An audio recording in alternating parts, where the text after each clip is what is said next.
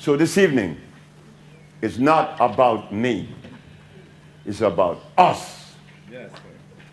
The boy that didn't go to school left Louisiana in 1964, and he's to meet a man that did something to his life that nobody on this planet has ever done for anyone, then and now. His name, Alfredo Cortez, a Mexican. You see, I had asthma, and I had diabetes. I was impotent. I was obese. I was angry. Very, very angry. Ronald Evans called me here in Los Angeles and said, hey, I met a Mexican that healed everything. I said, you're crazy. He said, yeah? You better think again. And I went to Mexico, and I met the man. The man looked at me and asked, where are you from? I said, I'm from Honduras. He said, man, I can't help you. I said, why? Because black people doesn't come from Honduras. That's Maya, that's Paya, that's Lenca. Where you from? I said, oh, I'm from Africa. He said, now we could talk.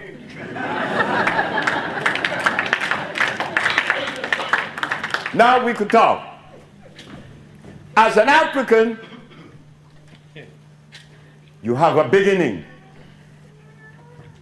Not as a Negro, not as an Afro-American. You have no beginning but slavery. But as an African, your beginning is before slavery. Yes, sir.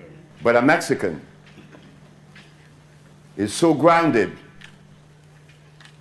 that he took your brother, Sebi, and healed him. And now that Mexican prepared me for you. Yes, sir. You see? You see the connection? Suppose the Mexican was prejudiced. It wouldn't have happened, right? No. It's about love. That's what we come into. Because, see, I worked with a young man named Pablo Medina. Pablo Medina is a Mexican. He belongs to a tribe known as the Huichol.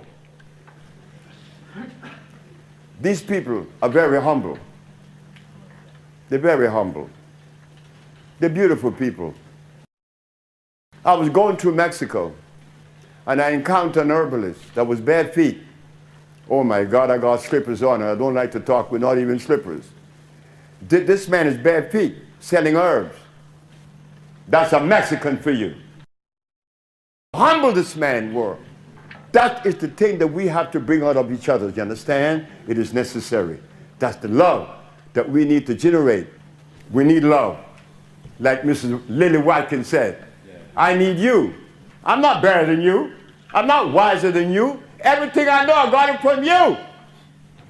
But we, the black race, we had to believe what the European says. The European says it's virus. So we have to agree with him because our scholars, they were engaging in metaphysics. They engaged in history. They engaged in politics. They engaged in a whole bunch of science that doesn't really connect the dots and help us now. All that study was for naught, because right now we're sick and we need something to come and help us. And yet they continue to say that there is no cure. You know who's to be blamed for that? Not the white man that's saying it. We. Because your brother Sebi is doing that. Don't support me. You will support the entity because I'm supporting the entity. You're not supporting me when you support it. We need to do that. It is ours. It's beautiful because it removes stress. It takes away the pain. You know, it's a beautiful thing. You're going to be the recipient now of some new medicine that Pablo put together. And they were, these three sisters from Houston, they were lucky because when we poured it in the cup to give them, they didn't know that we had chest compound that day, Friday. They didn't know that. I drink it with Mel, and me and Mel talk to them from 11 o'clock till about 3 or 4. We continue to talk until 11 o'clock that night.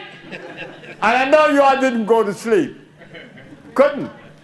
So yes, you're going to get the best compound I've ever made in my life.